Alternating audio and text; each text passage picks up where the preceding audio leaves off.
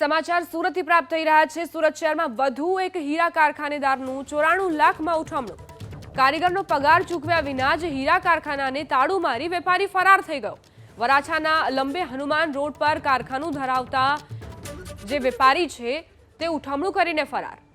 વેપારીઓએ ફોન કરીને રૂપિયા માંગ્યા તો ખોટા કેસમાં ફસાવી દેવાની ધમકી આપી।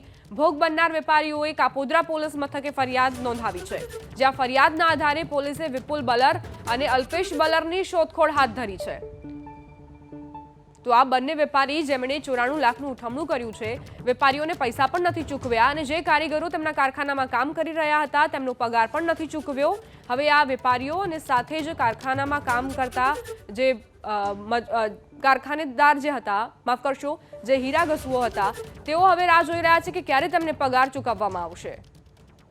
કારીગરોને પગારની પણ ચૂકવણી નથી થઈ અને વેપારીઓને પણ પૈસા ચૂકવવાના બાકી છે અને એવામાં આ બંને શખ્સો ઉઠમણું કરીને ફરાર થયા છે।